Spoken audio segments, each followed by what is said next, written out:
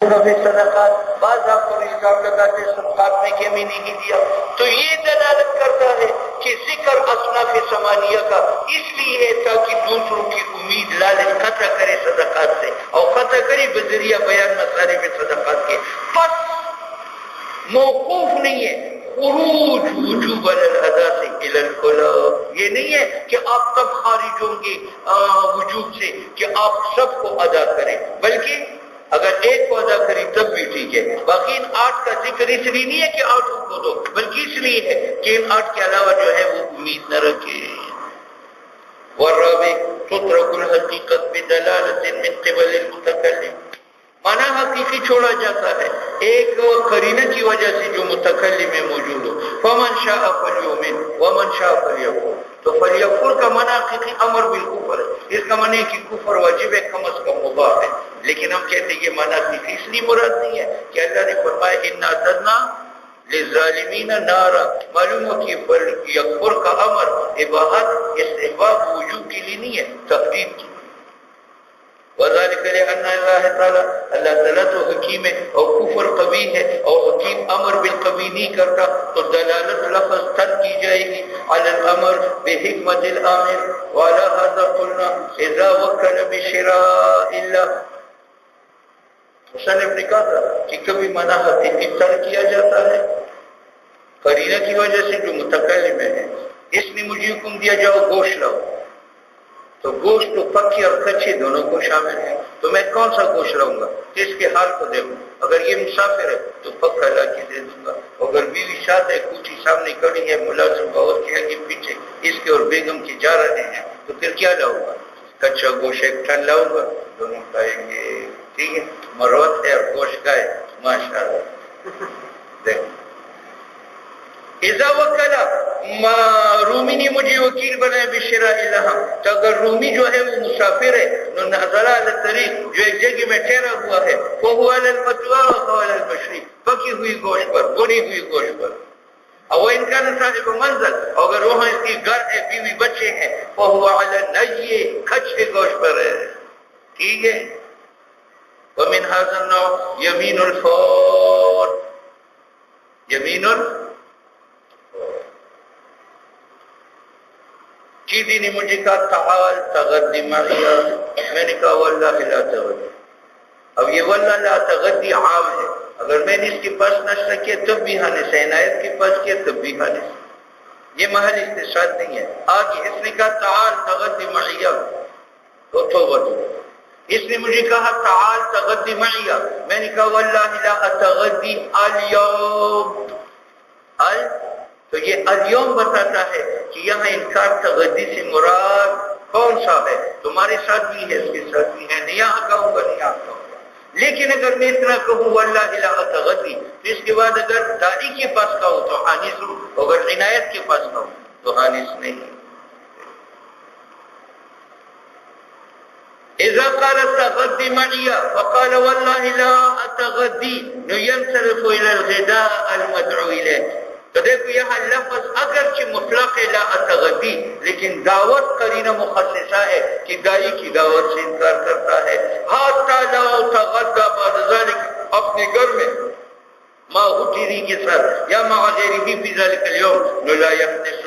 وکذا اذا قامت، چیڑی جو ہے وہ لندن سے آیا تکا ہوا پسینہ نکلا ہوا، ہاں بیوی کو کہتے اسی چالو کرو اور ڈبل بیڈ صاف کرو، اور اس نے بریف کیس لے کر کے اندری کے ساتھ انرکلی جا رہی تھی.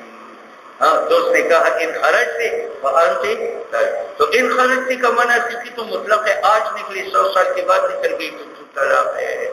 ٹھیک ہے. لیکن یہاں اس کے اندر ایک معنی ہے تھکاوٹ اور غصہ، تھکاوٹ اور غصہ. اس نے اس کو خاص کر دیا. اس وقت اگر وہ بیٹھ گئی، اس کو ڈبل بیڈ صاف کر دیا، اسی چلا دیا، اور پھر اس کے ساتھ اندری کے ساتھ کار میں بیٹھ کے چلی، کوئی بات نہیں. ٹھیک ہے. کیسے یہ ضرورت ہے. وَكَذَا إِذَا قَامَتِ الْمَرْأَةُ، ٹیڈی کی بیوی جو ہے وہ کھڑی ہو گئی، تريد الخروج، اس کا ارادہ تھا بازار جانے کا. وقال الزوج، ٹیڈی نے کہا ان خرجت فأنت كذا، وكان الحكم مقصورا على الحال، یہ خروج مقصور ہے اس خروج کے ساتھ. حتى لو خرجت بعد ذلك، 8 گھنٹے کے بعد قدری کو فون کیا کہ لاؤ پجاؤ دونوں چلتے ہیں. لا يحنس، ٹھیک ہے، اس کا وضو نہیں ٹوٹے گا. لا يحنس مانا. والخامس قد تترك الحقیقت بدلالت محل الکلام، کبھی کبھی معنی حقیقی ترک کیا جاتا ہے بدلالت محل الکلام، یعنی کلام معنی حقیقی کو متحمل نہیں ہے. لا يقبل حقیقت اللفظ، مثال انعقاد نکاح الحرہ بلفظ البر.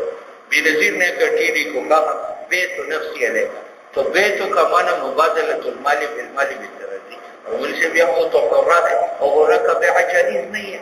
تو یہاں کلام متحمل نہیں ہے بیع کی معنی حقیقی کا، تو ہم بیع سے مراد معنی مجازی لیں گے کہ تزوجتم آتے.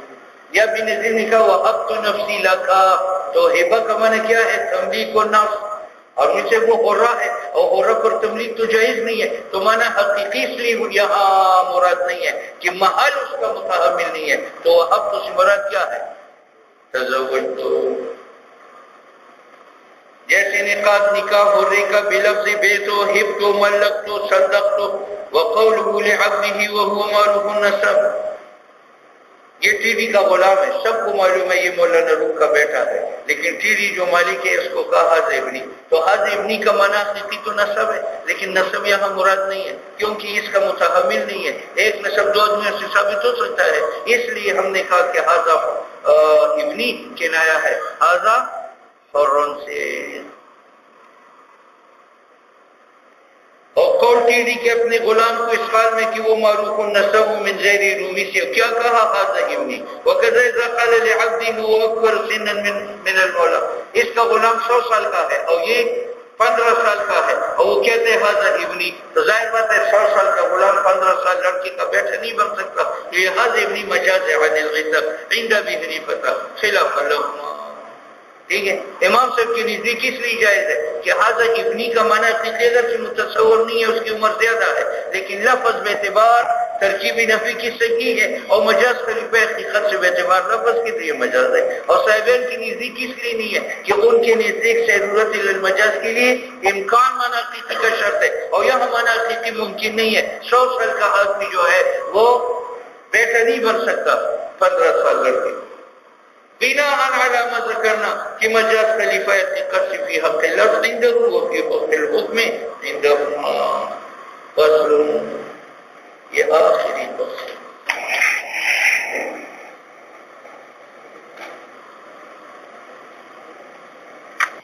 فصل فی مطابقات النصوص. بڑا مروت چلاس کر جوڑتے ہیں اور پوری تم ٹھیک کرو. اب ختم.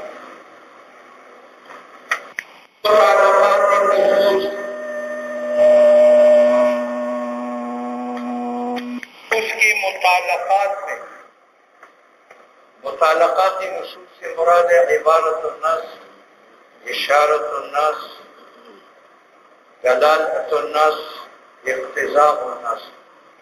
اور وجہ یہ کہ حکم یا ثابت لفظ سے ہو یا ثابت معنی سے ہو. اگر ثابت لفظ سے ہو تو اگر لفظ موجود ہو اس حکم کے لیے اس کا نام عبارت النص ہے. اگر وہ حکم لفظ سے بتوا معلوم ہوتا تھا، لفظ اس کے لیے موجود نہیں تھا، وہ اشارت النص ہے.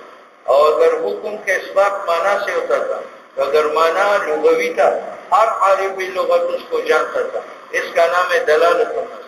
اگر وہ معنی شرعی تھا مجتہد کی سوا کوئی نہیں جانتا تھا، اس کا نام ہے اقتضاء النص. تو دلیل حکم پر یا لفظ ہوگا یا معنی. اگر لفظ تھا تو لفظ المصروف للحکم تھا عبارت النص، غیر مصروف تھا اشارت النص. اور اگر حکم کا اثبات معنی سے ہوتا تھا تو اگر معنی لغوی تھا وہ دلالت النص، اگر شرعی تھا اقتضاء النص. ونانی بہا، ہمارا مراد متعلقات نصوص سے عبارت الناس، اشارت الناس، دلالت الناس، اقتضاء الناس.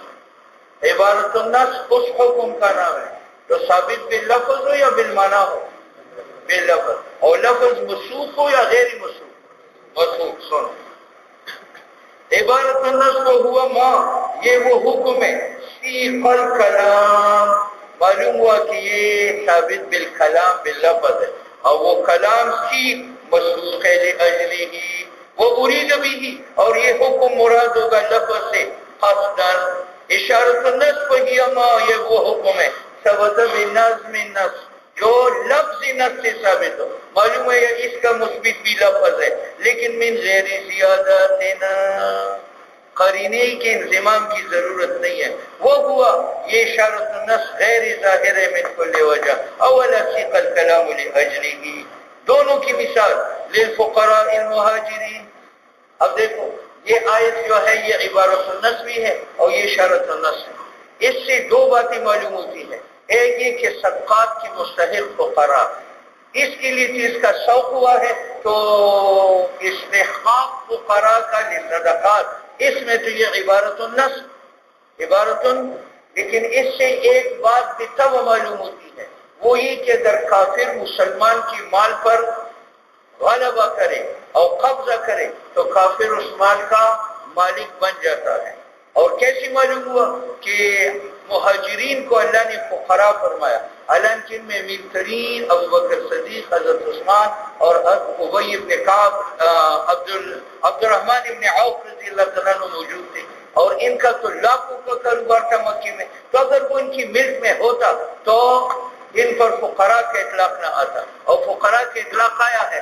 معلوم ہوا ان کی جانے کے بعد جب مشرکین مکہ نے ان کے مال پر قبضہ کیا تو مشرکین اس مال کی مالک بن گئے، تو آیت کریم کا شوق ہوا ہے استحقاق فقراء کا لصدقات، اس میں بھی عبارت النص ہے، اور آیت کریم کا شوق نہیں ہوا کس کے لیے؟ ازال ملک کے لیے، کہ مسلمانوں کا ملک زائل ہوتا ہے جب کفار قبضہ کرے، وہ معلوم ہوتا ہے بالطبع، تو اس میں یہ اشارت النص للفقراء مہاجرین الذین اخرجوا من دیارہم، فإنہ یہ آیت کریم چلائی گئی ہے، وضع کی گئی ہے لبیان واسطے اس بات استحقاق الغنیمت کہ فقراء مستحق غنیمت کے ہیں، فصار نصا تو یہ عبارت النص ہے فی ذلک استحقاق السهم میں، وقد ثبت فقرهم، یہ وہ اشارت النص ہے، اور مہاجرین کا فقر ثابت ہوا لفظ نص سے، فکان اشارتا یہ اشارہ ہوا الی ان استیلاء الکافر، اگر کافر غلبہ کرے علی مال المسلم مسلمان کی ملک پر تو یہ استیلاء سبب ہے ثبوت ملک کافر کا، کیوں؟ اگر غلبہ کفار مکہ کے بعد اموال باقی ہوتی مسلمانوں کی ملک پر نو لا یثبت فقرهم، ان پر فقراء کا اطلاق نہ آتا۔ ٹھیک ہے، اب سنو، ہندوستان نے غلبہ کیا اور پاکستان کی زمین اور لوگوں کے اموال پر قبضہ کیا تو ہمارے نزدیک ہندو اس کے مالک ہے اور امام شافعی مالک نہیں ہے، ٹھیک ہے۔ اب غلبہ کے بعد ہماری نزدیک وہ مال کس کا ملک ہے؟ کفار کا، اور امام شافعی کے نزدیک مسلمانوں کا۔ اب تفریح سنو، وَيُخَرَّجُ مِنْهُ الْحُكْمُ فِي مَسَلَةِ الْإِسْتِيلَاءِ، مسئلہ غلبہ میں امام شافعی کی نزدیک کفار غالب آ جائے تو وہ مالک نہیں ہے، ہماری نزدیک غالب آ جائے تو وہ مالک ہے۔ ایک وَحُكْمُ ثُبُوتِ الْمِلْكِ لِلتَّاجِرِ بِالشِّرَاءِ مِنْهُ، مولانا روم اس کے بعد کیا ہندوستان، اور اس نے واجپئی سے وہ خر خریدا جو پیر صاحب کا تھا، تو آیا یہ مالک ہے یا نہیں ہے؟ تو امام صاحب کی نزدیک چونکہ واجپئی مالک تھا اور اس نے شرع کیا تو یہ بھی مالک بنا، اور امام شافعی رحم اللہ فرماتے کہ واجپئی مالک نہیں تھا، وہ غاصب تھا، تو یہ اس سے شرع کا حقدار نہیں ہے، اگر خرید لیا تو مولوی صاحب اس کا مالک اب بھی کون ہے؟ شیخ عبد القادر ہے، شیخ صاحب اپنی کھوتی پر سوار ہو جائے، استعمال کرے۔ بات سمجھ میں آ گئی؟ اچھا، وَحُكْمُ ثُبُوتِ الْمِلْكِ لِلتَّاجِرِ، اور ثبوت ملک کا رومی کے لیے ہے بِالشِّرَاءِ مِنْهُ، اگر وہ کوتا ہر خریدے کیسے؟ واجبائی سے، وَتَصَرُّفَاتِهِ مِنَ الْبَيْعِ وَالْهِبَةِ وَالْإِقْرَاضِ، اور جب رومی مشتری مالک بنا تو اس کی تصرفات جائز ہے، بیچ سکتا ہے، ہبہ دے سکتا ہے، اگر غلام و آزاد کر سکتا ہے، اور امام شافعی کی نزدیک نہیں۔ وَحُكْمُ ثُبُوتِ الْإِسْتِغْنَاءِ، اور اگر یہ خرید لے تو مالک بنا، تو اگر وہ مال زیادہ ہو تو یہ غنی بھی بن جاتا ہے، زکوٰۃ اس پر واجب ہے۔ وَثُبُوتُ الْمِلْكِ لِلْغَازِی، اس کے بعد جو ہے عنایت نے حملہ کیا اور وہ مال جو کھوتا تھا وہ اس نے مال غنیمت میں لیا، تو جناب اب وہ تمام مسلمانوں کا ہے، پیر صاحب کا اس میں حصہ نہیں ہے۔ وعجز المالک عن انتزاعه، او عاجز پیر صاحب کی وہ کھوتا چھین لے تاجر کے ہاتھ سے۔ اس کے علاوہ تفریحات، بات سمجھ میں؟ دوسری مثال عبارت الناس اور اشارت الناس کی، سنو بھئی، پیر صاحب نے شادی کی اور رمضان میں گیا تو آیت اس پر نازل ہو گئی کہ احل لکم لیلۃ الصیام الرفث الی نسائکم۔ اب یہاں سے معلوم ہوا کہ رات بھر پیر صاحب کے لیے بیوی سے مباشرت جائز ہے، اور رات بھر کب تک ہے؟ صبح صادق تک، جس کا معنی کہ صبح صادق تک یہ جنت کے دروازے پر گزار سکتا ہے، ٹھیک ہے؟ اس کے لیے تو یہ عبارت النفس ہے، لیکن جب یہ صبح صادق کی طلوع تک مباشرت کرے گا تو غسل کب کرے گا؟ صبح صادق کے بعد، معلوم، اور صبح صادق کے بعد تو روزہ ہے، معلوم ہوا کہ روزہ جنابت کے ساتھ مناسب نہیں ہے، ٹھیک ہے؟ اچھا، اور چونکہ جنابت میں غرغرات مزمزہ و استنشاق فرض ہے، اس لیے معلوم ہوا کہ اگر مزمزہ استنشاق دوران صوم میں کری بھی تو روزہ نہیں ٹوٹتا، اس میں بھی یہ اشارت ہونا سے ہے، بات سمجھ میں؟ تو آیت کریم کا شوق ہوا ہے کس کے لیے؟ مباشرت الی صبح کے لیے، تو اس میں سے عبارت الناس ہے، اور جب صبح تک مباشرت جائز ہو گئی تو غسل دوران مباشرت میں کیا جاتا ہے یا بعد فراغ کیا جاتا ہے؟ بات، اور یہ تو فارغ ہوا ہے صبح کے وقت، معلوم ہوا کہ اب غسل کرے گا صبح کے وقت، اور صبح کے وقت تو روزہ بھی ہے، معلوم ہوا کہ جنابت روزے کے ساتھ اس میں اشارت الناس ہے، اور غسل میں مزمزہ استنشاق بھی ہے، معلوم ہوا کہ صوم کے ساتھ مزمزہ استنشاق بھی منافی ہے، ٹھیک ہے؟ ایسے یہ سب عجیب چیز ہے۔ وَكَذَلِكَ قَوْلُ تَعَالَى أُحِلَّ لَكُمْ لَيْلَةَ الصِّيَامِ الْجِمَاعُ ثُمَّ أَتِمُّوا الصِّيَامَ إِلَى الغَائِبِ، نو امساک روزہ اول صبح میں متحقق ہے مع الجنابت، کیوں؟ لأن من ضرورت، کیونکہ لازم ہے، حل المباشرہ، جب مباشرت حلال ہو گئی تھا صبح، جس کے ساتھ لازم ہے ان یکون الجزء الاول من النہار، کہ جزء اول نہار کا جو ہے مع وجود الجنابت ہے، اور امساک نہ کھانے نہ پینا اس جزء اول پہ، وہ تو روزہ ہے، صحابت کو حکم دیا گیا اس کو شام تک پورا کرو، تو یہ اشارہ ہوا کہ جنابت منافی نسبت، ٹھیک ہے؟ اور دوسرا اشارہ کرنا کہ اب غسل میں یہ مزمزہ استنشاق کرے گا، معلوم ہوا کہ مزمزہ استنشاق بھی بقائے صوم کے ساتھ منافی نہیں ہے، اور اس سے ثابت ہے کہ مزمزہ استنشاق منافی نہیں ہے بقائے صوم کے ساتھ، وَيَتَفَرَّغُ مِنْ، اور جب مزمزہ استنشاق جائز ہے تو اگر پیر صاحب کی بیگم نے صبح اس کے لیے ناشتہ تیار کیا تھا اور مغرب کے وقت جو ہے وہ کھانا تیار کر رہی ہے، لیکن وہ پہلے چکھ لیتی ہے کہ نمک برابر ہے یا نہیں ہے، تو یہ چکھنے سے بھی روزہ نہیں ٹوٹتا، کیونکہ جب مزمزہ سے نہیں ٹوٹتا تو چکھنا تو صرف زبان پر ہے، ٹھیک ہے؟ پیر اور پیرنی دونوں کی اجازت، ٹھیک ہے؟ اور اس سے ثابت ہے کہ ان من ذاق شیئا بفمہ، جو آدمی چکھتا ہے کوئی چیز اپنے منہ سے اس کا روزہ نہیں ٹوٹتا، کیوں؟ وجہ ہے کہ مزمزہ جائز ہے، اور مزمزہ کس سے ہوتے ہے؟ پانی سے، اور اگر پانی میں نمک ملا ہوا ہو تو اسی بھی جائز ہے، تو جب نمکین پانی سے مزمزہ جائز ہے تو نمکین شوربہ چل بھی سکتا ہے۔ فَإِنَّهُ لَوْ كَانَ الْمَاءُ مَالِحًا، اگر وہ پانی نمکین ہے، يَجِدُ طَعْمَهُ، اس کا ذائقہ وہ محسوس کرتا ہے، اچھا، عند المزمزہ لَا يَفْسُدُ بِهِ الصَّوْمُ، اور اس سے معلوم ہوا حکم احتلام کا، احتلام میں بھی انسان جنابت، اور جماع کی وجہ سے جنابت منافی نہیں ہے صوم کے ساتھ، احتلام کی وجہ سے جنابت بطریق اولا منافی نہیں ہے، وہ تو پھر سے اختیار میں بھی نہیں ہے، بات سمجھ میں آتی ہے؟ والاحتجام والادہان، اور اسی طرح اس سے ثابت ہے کہ خون نکالنا اور تیل لگانا منع ہے، کیوں؟ احتجام میں تو وہی نکل گیا تو وہ ناقض صوم نہیں ہے، تو احتجام میں تو خون نکل گیا، یہ پر طریق اولا نہیں ہے، اور تیل میں تو کوئی چیز خارج بھی نہیں ہے بلکہ داخل، آگے بڑھ کے لأن الكتابة کیونکہ قرآن نے جب امساک جو ثابت ہے بواسطہ منع کی اشیاء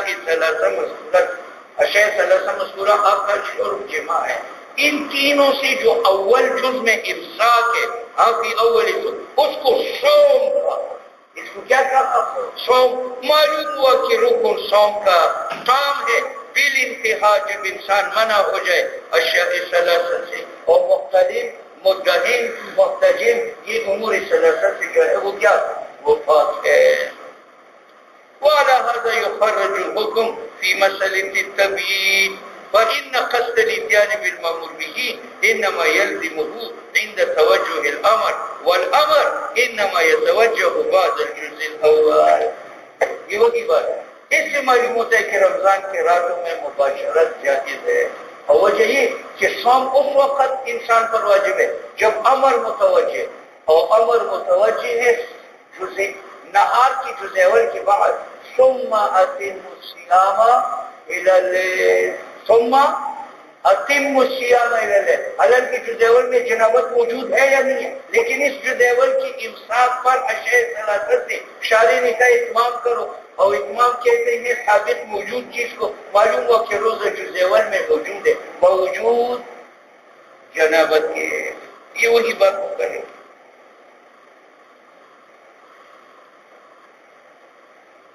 فی مسئلۃ التبیید کہ رات سے نیت کا چلے. اچھا یہ اور بات ہے، ادھر دیکھو، روزہ میں انسان نیت رکھے گا، کب سے رکھے گا؟ تو ہم کہتے ہیں کہ دن کی اول اجزاء میں رکھتے ہیں زوال سے پہلے جب چاہے اپنی. اور وجہ یہ کہ نیت تابع ہے صوم کا، اور صوم بعد جزء الاول ہے، تو لہذا نیت کی رات سے ضروری نہیں ہے بلکہ اجزاء اول کے اندر نیت کر سکتا ہے. اس سے معلوم ہوتا ہے مسئلہ نیت کا، کیونکہ قصد عمل کا صوم پر وہ لازم ہے عند توجہ الامر جب سمو کا امر متوجہ ہو، اور سمو کا امر متوجہ ہے بعد الجزء الاول، کیونکہ اللہ نے فرمایا صوم ما جزء اول کے بعد کام کرو صیام الی اللیل. عبارت النص اشارت النص جو اقسام لفظ کی تھی وہ ختم. اب دلالت النص و اقتضاء النص یہ اقسام معنی کا. دلالت النص وہ حکم ہے جو ثابت ہو لفظ نص یا معنی نص، معنی نص، اور وہ معنی لغوی ہوگا یا شرعی ہوگا؟ لغوی.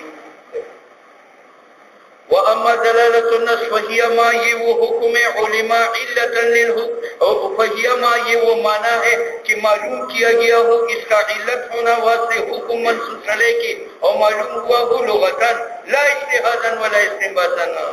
وَلَا تَقُلْ لَهُمَا أُفٍّ وَلَا تَنْهَرْهُمَا. یہاں حکم کیا ہے؟ حرمت وہ، اور علت کیا ہے؟ اذیت.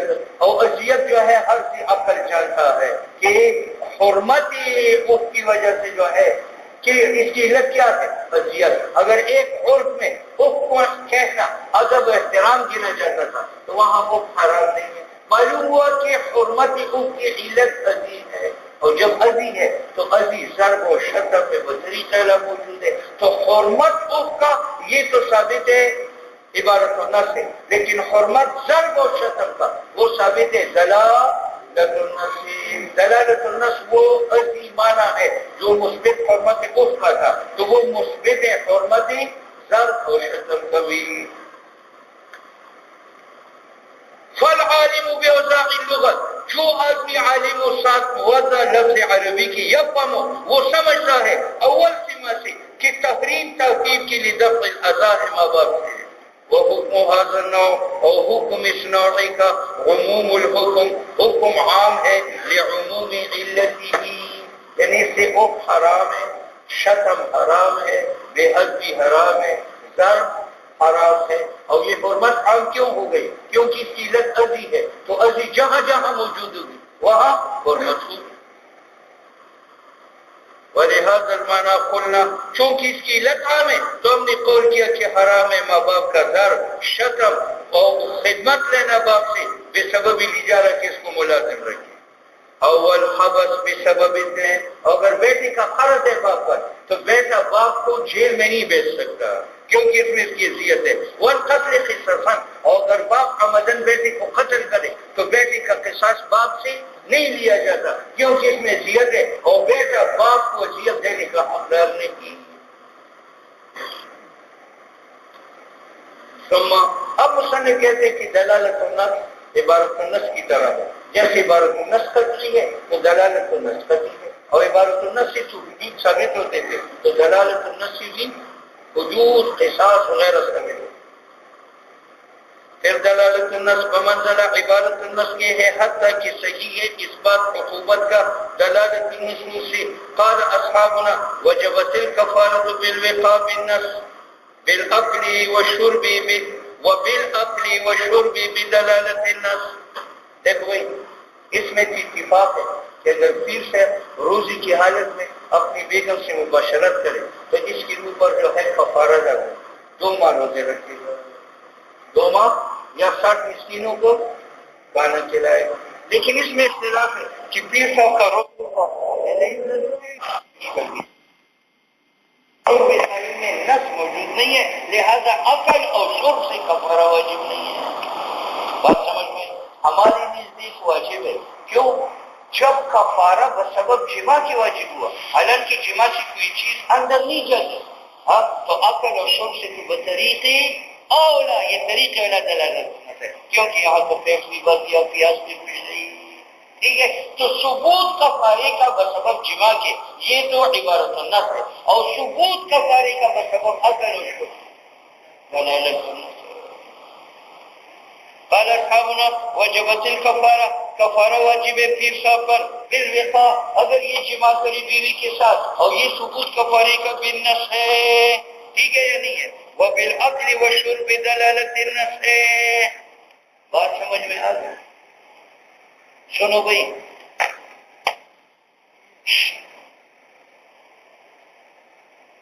حرمتی تعصیب کی علت ازی، اور ازی ضرب و شتم میں بھی موجود ہے تو وہ بھی حرام ہے۔ اب جب ازی ثابت ہو گئی تو جہاں ازی ہوگی وہاں حرمت ہوگی، جہاں ازی نہ ہو وہاں حرمت نہیں۔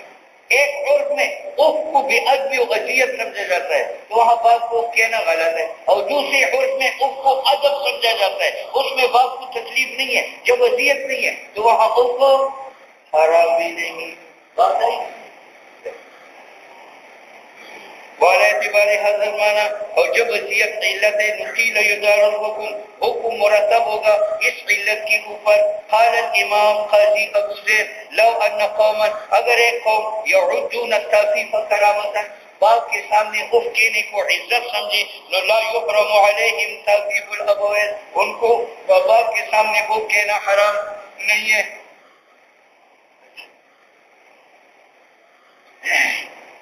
وَكَذَلِكَ قُلْنَا، ہم نے کیا کہا؟ جہاں علت ہو وہاں حکم ہے، جہاں علت منتفی ہے وہاں حکم نہیں۔ اب سنو، عند اذان الجمعہ بیع حرام ہے، کیوں؟ اس بیع میں ترک سائل، تو ترک سائل الجمعہ علت ہے حرمت بیع کے لیے، تو اگر بیع کے اندر جو ہے ترک سائل نہ ہو، مثلا یہ باغ ہے، یہ سمندر ہے اور اس میں کشتی ہے، اور یہ دونوں اس میں بیٹھی ہوئی ہیں اور کشتی جامع مسجد کی طرف بڑھ رہی ہے، اب اگر یہ خرید فروخت کری کشتی کے اندر تو ترک سائی ہے نہیں ہے، تو بیع حرام بھی نہیں ہے۔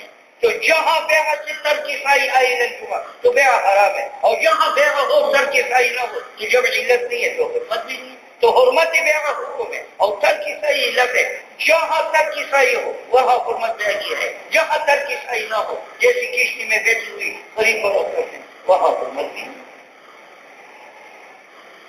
وعلى هذا قلنا في قوله تعالى يا أيها الذين آمنوا إذا نودي للصلاة من يوم الجمعة فاسعوا إلى ذكر الله وذروا البيع، ہم کہتے ہیں ولو فرضنا بیعا، اگر ہم ایک بیع ایسا فرض کرے لا یمنع العاقلین کہ وہ بھائی مشتری کو منع نہ کرے، سائل الجمعہ سے بأن كان في سفينة، دونوں بیٹھے ہیں کشتی میں جو روان دوان ہے جامع مسجد کی طرف، لا یکرہ البیع، بیع وہاں مکروہ نہیں ہے۔ بات سمجھ میں آ گئی؟ والا هذا قلنا، پیر صاحب نے کہا کہ واللہ الہ الا اللہ، میں اپنی بیگم صاحبہ پیر نہیں کو نہیں معلوم ہے اس کے بعد جو ہے اس کو گلے سے پکڑ لیا، ہمارا نہیں، یہ اس کی بات کو کھینچ لیے تو یہ خالص ہو جاتا ہے۔ کیوں؟ وجہ یہ کہ وہ جو اس نے قسم اٹھائی کہ میں زد نہیں کروں گا، کس وجہ سے؟ اس میں اس کو اذیت ہے، تو گلے سے پکڑنے میں بھی اذیت ہے اور بات سے کھینچنے میں بھی اذیت ہے۔ بات سمجھ میں آ